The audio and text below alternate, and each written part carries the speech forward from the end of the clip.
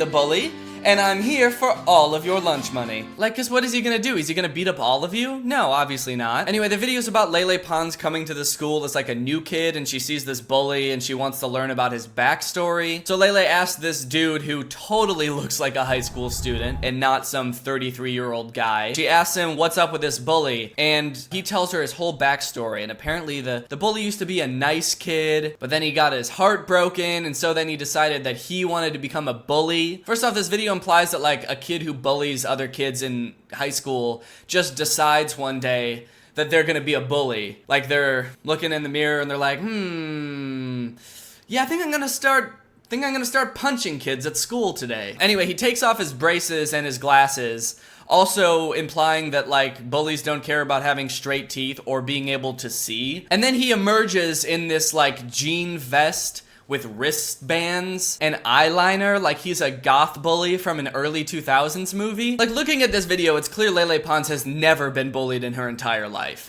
It seems like she's never even been, no one's ever even been mean to her. And the only reference for someone who's mean she's ever seen is the bully from Fairly Odd Parents.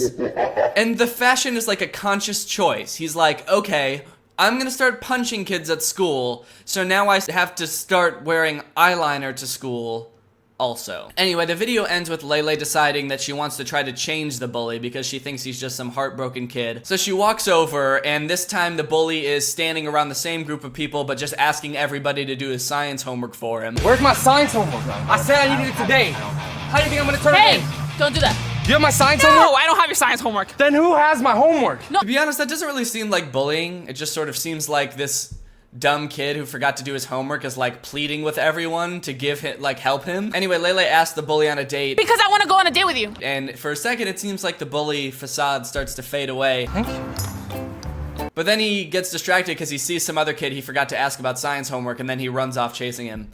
And that's the end of the video. So the moral of the story is you can't change bullies. They're always gonna wanna steal your science homework. There's just like so many things in this video that like just don't make sense. It's like a video for high school kids, about high school kids, written by someone who isn't in high school, and quite honestly, it seems like has never even stepped foot in a public school. It seems like there's been a big problem for people who make this super relatable content. I feel like this stuff sort of started on Vine when it would be like, white people be like, or girls be like, and boys be like. Very surface level relatable stuff. And over time, these Viners have transitioned to Instagram and YouTube, and they've sort of run out of these like surface level things to make videos about, and so they've just sort of run out of ideas. I think it's pretty apparent if you look at Hannah Stocking's YouTube channel. She's got super relatable titles like Dating a DJ, which I think is something that we've all done, or Runaway Bride, which is a very common issue plaguing the high school students of today. Hannah Stocking also has a knack for trying to appeal to high school kids with her videos. This video she posted recently is called Timed Mile in PE. The mile is something that people talk about a lot, is something that they really didn't like about high school. It's a pretty commonly memed about thing. So this should be pretty low-hanging fruit for Hannah Stocking to make a pretty relatable video about, right? Wrong! First off, we have a cast of characters here that seem to range from like being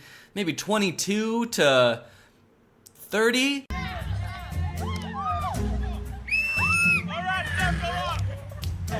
James! Jonathan? Right here. Berkey! Hey, can we just hurry up so we don't have to do anything? No. Today we're gonna be running 1 mile! Hey. Woo! Stretch it out! Why? 4 laps in under 15 minutes. This video has very weird pacing, if you haven't been able to tell already. We're like 30 seconds in, and it's just already very awkward to watch. It's like, you can sort of tell that they like got on set with a vague idea of what they were going to film, but they weren't entirely sure. That's how a lot of like Hannah Stocking and Lele Pons videos, they're all like this, where it's just like, well, we have the basic idea of what we want to do, and shooting a video is very easy and not complicated at all. So let's just figure it out when we get there. Hey! What's up? Hey! Cool. Oh yeah, me too, totally. Yeah. Hey! I'm out of here. Hey! Hey, you're expelled! Expellation! That moment when your gym teacher expels you, that crazy moment when your gym teacher has the power to expel you. High school was crazy, man. The gym teacher was just expelling kids one after another. You're not listening, you're expelled. You're trying to get out of this? Expelled. Those gym teachers had way too much power. Got a doctor's note. All right, that's fine, yeah. Sit out, no worries. What's your excuse? I got in a car accident. Do you have a doctor's note? I do not. I'm so much pain. Get over there and start running! Come on! Oh yeah. Yeah, we all had that one gym teacher that was physically abusive and made kids with crippling disabilities run the mile. Remember, 4 laps! Yeah, look at this dude. In what world can this guy pass as a high school student? He's like jacked, and he's got a 5 o'clock shadow, a more than 5 o'clock shadow. It's an 8 o'clock shadow at least. On your marks! Anybody else thirsty? Get set!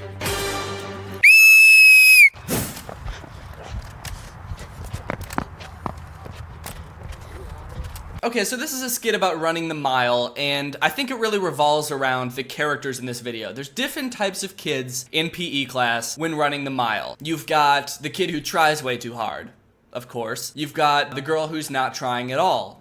Obviously, every gym class has that. Is that a frappuccino? The kid who runs off into the mountains the second the mile starts. Well, actually, wait. And the kid who comes to school the day after getting into a serious car accident without a doctor's note. We all know that kid. That classic character. Ooh, and the chubby slow kid. Haha, yeah! Then there's this weird part where Hannah gets like heat exhaustion and starts hallucinating and sees this like wizard guy who's also her coach. Yes, this is something that I know I certainly have experienced and can relate to on a very deep level. Hallucinating in gym class every day.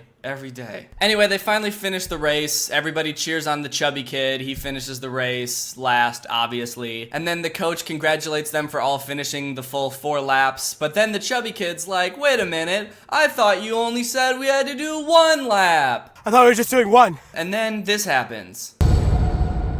We're going again! Again? He makes all of them do the whole mile again, just because one kid didn't do the whole mile. This is another video about common high school experiences. It's called High School Rivals. We all went to high school and we all had high school rivals. This video starts off in a classic classroom scenario. They're sitting in a room made of cinder blocks, so I guess they're either in prison or a storage unit. Now, I wish the Olympics today would last a lot longer, so I'm gonna make it a project. It's simple. It's simple. All you gotta do is make the Olympics part of your week and then come back and let us know how it goes. So this is how the story is set up. The teacher gives them this vague-ass project. He just says, make the Olympics part of your week and then come back and let me know how it goes. There's no criteria for making the Olympics part of your week. Just somehow do something Olympic related in your week and then come back, and you don't have to write a paper or anything. Just let me know how it goes. I'm just curious. Guys, we have to get an A on this Olympics project. Let's go get some lunch so we can brainstorm some ideas and be prepared. Vultures! I'm not messing with these vultures, man. We shouldn't go this way. We gotta go the long way home. We've never been that way, are you sure? That's East High's territory. Spooky old vultures. Oh, man. That's our rival West High. Cracked my neck.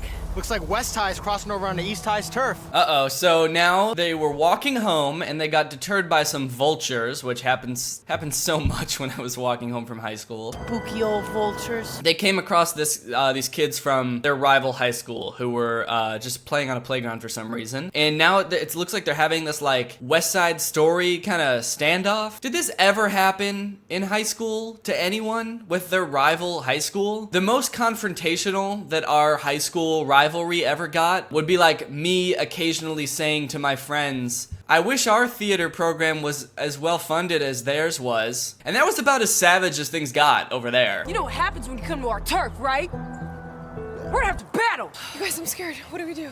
I don't know, don't we have to go home and do our Olympics project? But they're our rivals. We can't back down. We gotta battle. Yeah, we got to battle, guys. So let's battle them. We'll battle you. Olympic style! It's a beautiful sunny day here in downtown Los Angeles, where two competing high schools are competing in their very own Little Olympics. The plots of these are so confusing. They met the rival high school and they wanted to battle, but they also had to finish this vague Olympics project. And so they're gonna just combine the two things and they're gonna battle these kids with this Olympic style competition. The news is here for some reason. They have a referee. They have this whole thing set up.